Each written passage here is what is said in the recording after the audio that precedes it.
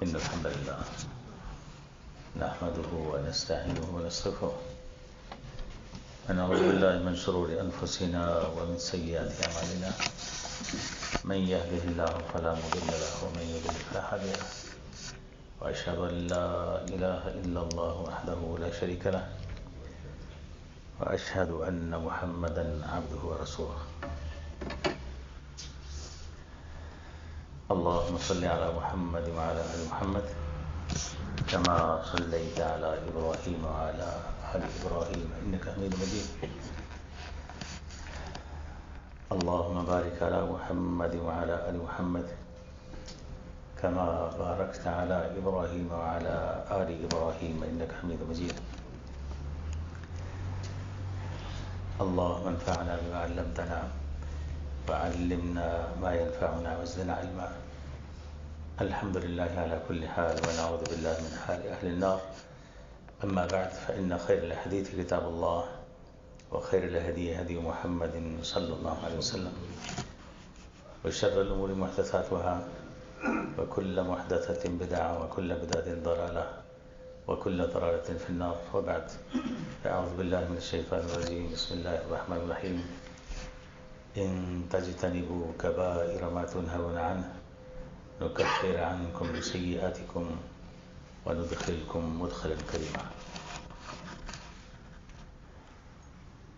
یہ ایک حقیقت ہے کہ انسان خطا کا پتلا ہے.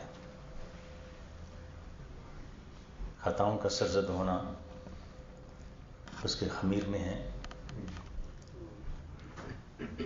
اس سے لامحالہ خطائیں سرزد ہوتی رہیں گی. کہ حدیث میں ہے آپ صلی اللہ علیہ وسلم فرمایا کل بنی آدم خطاء وخیر الخطائین التوابون. تمام کے تمام انسان خطا کار ہیں اور ان خطا کاروں میں سب سے بہتر وہ لوگ ہیں جو بہت زیادہ توبہ کرنے والے ہیں. تو خطا چونکہ انسان کی فطری کمزوری ہے اس لیے اس پر مواخذے کا نظام بھی عادلانہ تو ہے ہی مگر اس سے بڑھ کر نہایت رحم و کرم اور عفو و درگزر والا معاملہ بھی ہے. یوں تو خطاؤں کی متعدد اقسام ہیں کیونکہ زندگی کے ہر شعبے اور ہر معاملے میں انسان سے خطائیں سرزد ہوتی ہیں. مگر بنیادی طور پر ان خطاؤں کو دو قسموں میں تقسیم کیا جا سکتا ہے. ایک حقوق کے اعتبار سے اور دوسرے سنگینی کے اعتبار سے. پھر حقوق کے اعتبار سے خطاؤں کی اور گناہوں کی دو قسمیں ہیں. ایک حقوق اللہ سے متعلق اور دوسرے حقوق العباد سے متعلق. اسی طرح سنگینی کے اعتبار سے بھی گناہوں اور خطاؤں کی دو قسمیں ہیں. ایک صغیرہ خطائیں اور دوسری کبیرہ خطائیں. اسی طرح خطاؤں کی ایک اور قسم بھی ہے اور وہ ہے نیت کے اعتبار سے. ایک خطا اور غلطی وہ ہے جو انسان عمدن اور ارادتاً کرتا ہے اور ایک خطا لغزش اور گناہ وہ ہے جو جہلاً اور سہواً انسان سے سرزد ہو جاتی ہے, بھول کر ہو جاتی ہے. غیر ارادی طور پر سزا کوئی خطا سرزد ہو جاتی ہے.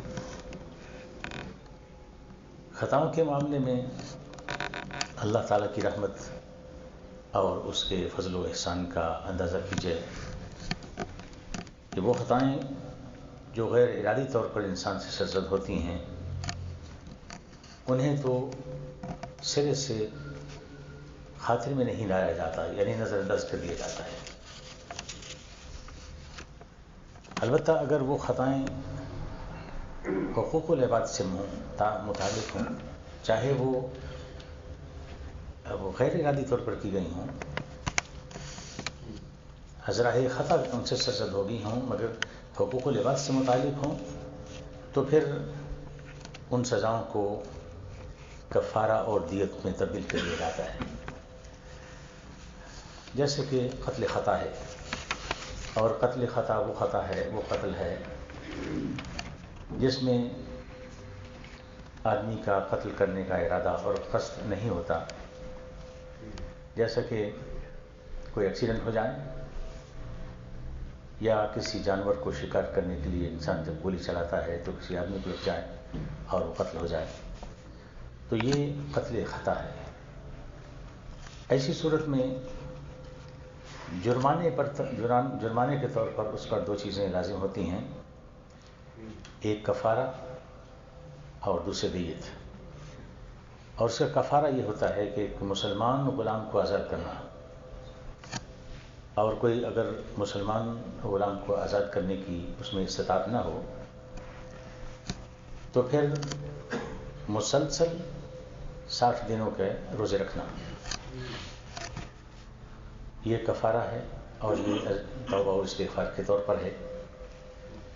اور دوسرا ہے کہ مقتول کے ورثاء کو دیت اور اس کا خون بہا دینا، اور مقتول کا دیت 100 اونٹ ہے یا اس کے برابر جو قیمت ہے وہ اسے ادا کرنی ہوتی ہے، الا یہ کہ اس کے ورثاء صدقہ کر دیں. صدقہ کا مطلب یعنی معاف کر دیں. تو چونکہ یہ خطا حقوق و لباس سے متعلق ہے، اس لیے جرمانے کے طور پر اس پر یہ ہلکا سا جرمانہ یہ عائد کیا گیا ہے، اگرچہ وہ خطا غیر ارادی طور پر ہے، لیکن چونکہ حقوق و لباس سے متعلق ہے اس لیے اس کے ساتھ یہ کفارہ اور دیت لازم کیا گیا ہے. ورنہ عمدن جو قتل ہے وہ تو بہت بڑا گناہ ہے.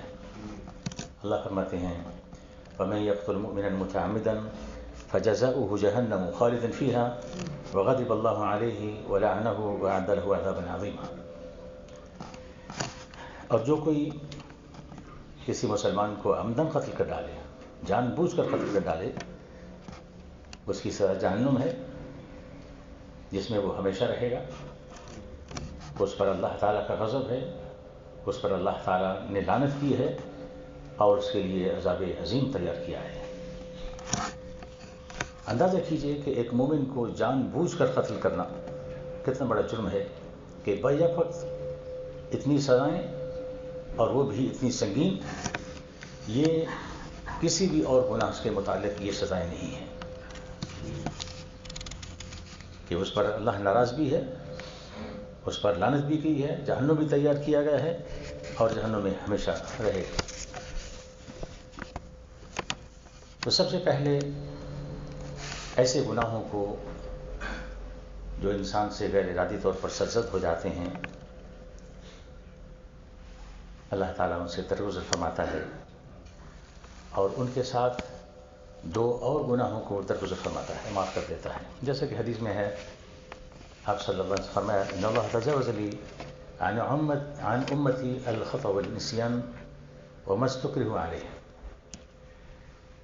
اللہ تعالیٰ نے میری امت سے، میرے لیے میری امت سے اس کے غیر ارادی گناہ کو، بھول کر سرزد ہونے والے گناہ کو اور جن گناہوں پر اسے مجبور کیا گیا ہو، اللہ تعالیٰ نے معاف کر دی ہیں. تو یوں بہت سے گناہ تو ایسے ہیں جنہیں پیشگی معاف کر دیا جاتا ہے. ان کے ساتھ 3 اور قسم کی حالتوں میں کیے جانے والے گناہ بھی شامل کر لیجئے، کیونکہ حدیث میں ہے، آپ صلی اللہ علیہ وسلم فرمایا رفع القلم عن 3، کہ 3 قسم کے لوگوں سے قلم اٹھا لیا گیا ہے، ان کے گناہ لکھے نہیں جاتے.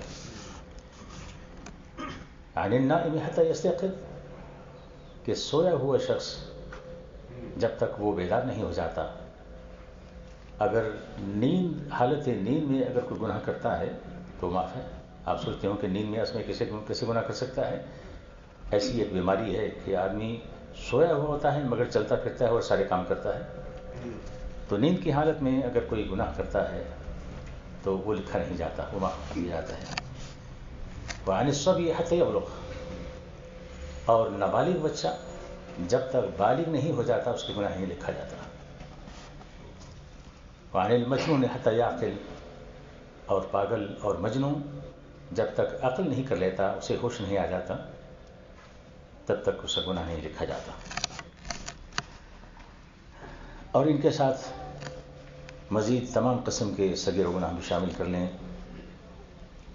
اللہ فرماتے ہیں ان تجتنبوا کبائر ما تنهون عنه نکفر عنکم سیئاتکم وندخلکم مدخلا کریما. اگر تم بڑے بڑے گناہوں سے بچتے رہو گے کہ جن سے تمہیں منع کیا گیا ہے، تو چھوٹے گناہ ہم ویسے ہی معاف کر دیں گے اور تمہیں عزت کی جگہ داخل کریں گے. اسی طرح ایک جگہ فرمایا وَلِلَّهِ مَا فِي السَّمَاوَاتِ وَمَا فِي الْأَرْضِ، زمین و آسمان کا مالک اللہ ہی ہے.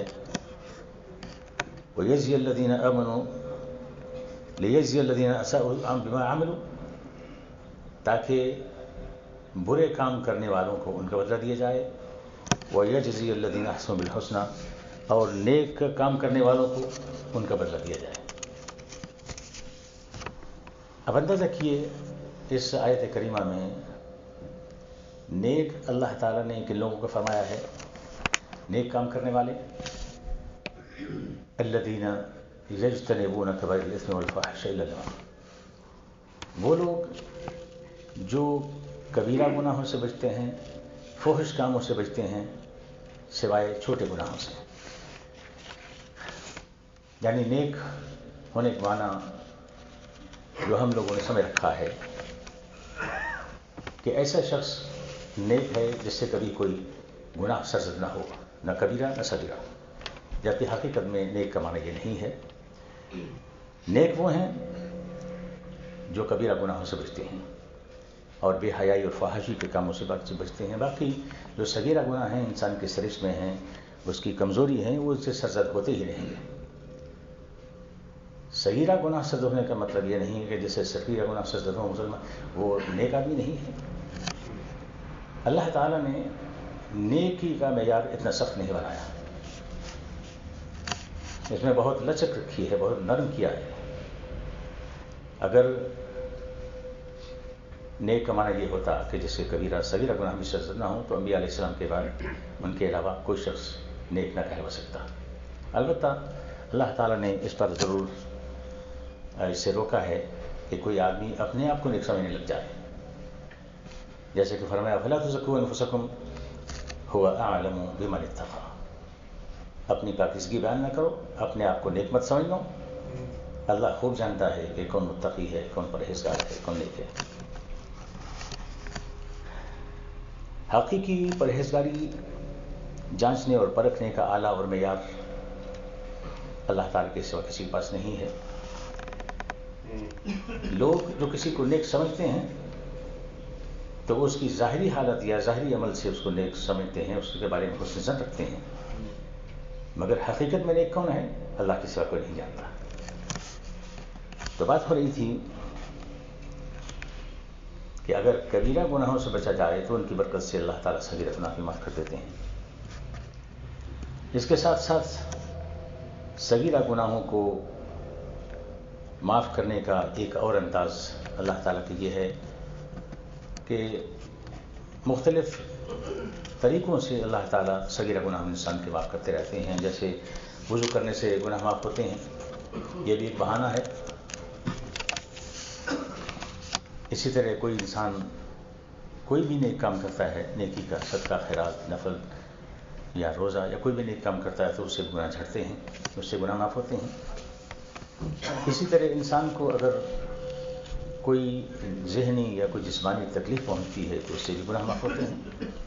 تو یہ صغیرہ گناہ معاف کرنے کا اللہ تعالیٰ کے ہاں اللہ تعالیٰ نے بہانے بنا رکھے ہیں انسان کو بخشنے کے. تو صغیرہ گناہ تو گویا کہ تمام کے تمام اللہ تعالیٰ کے فضل و کرم سے، اس کی رحمت سے خود ہی معاف کر دیے جاتے ہیں.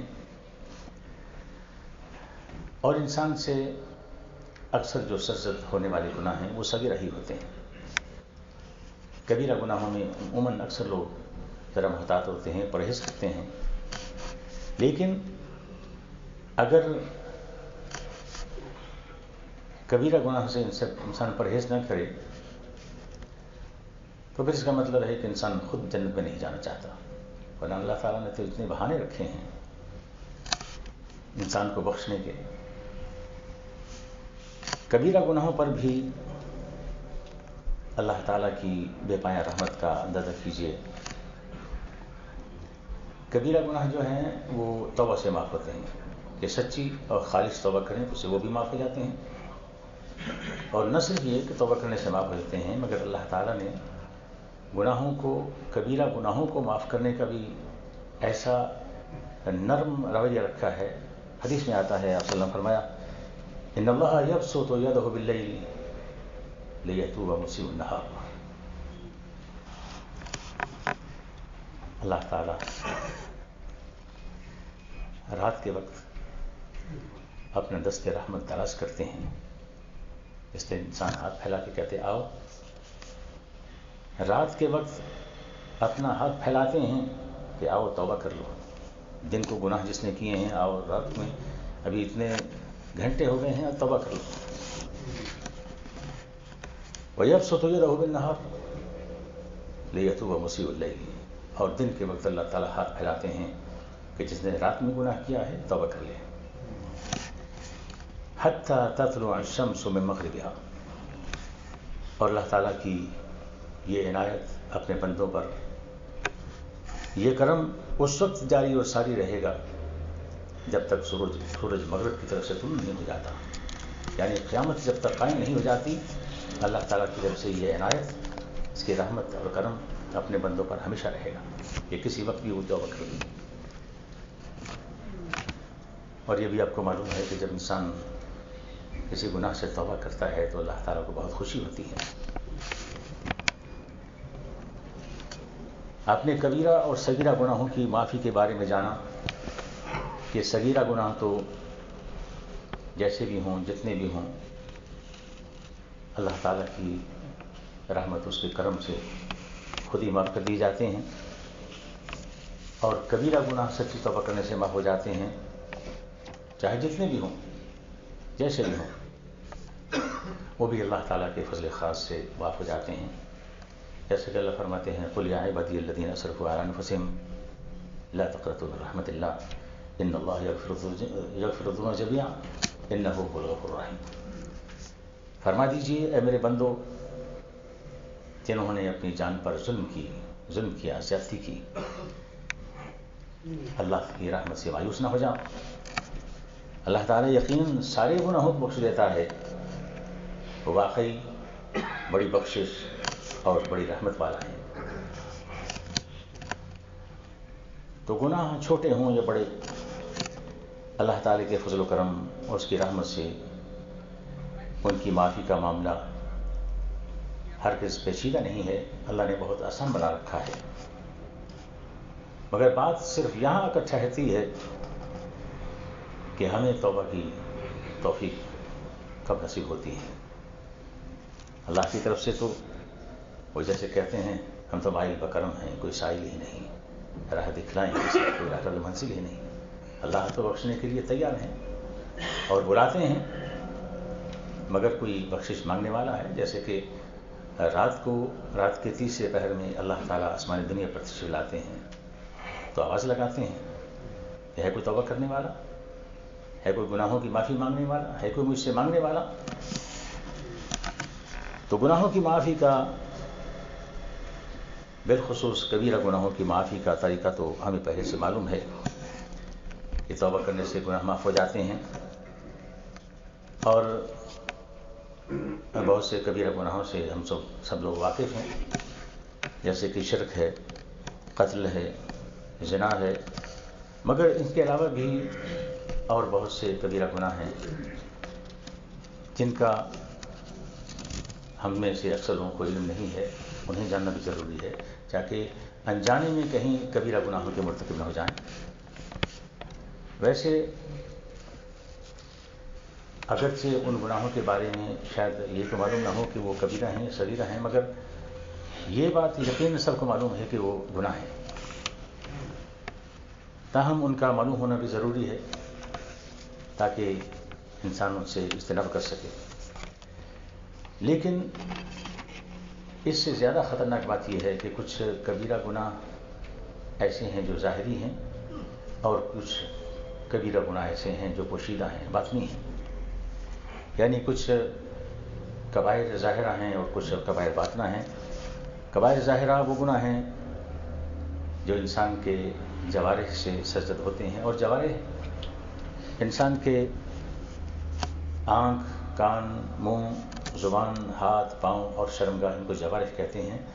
ان سے جو انسان سے گناہ سرزد ہوتے ہیں یہ ظاہری گناہ ہیں، اور یہ سب کو معلوم ہو جاتے ہیں، یہ نظر آتے ہیں۔ مگر جو پوشیدہ گناہ ہیں وہ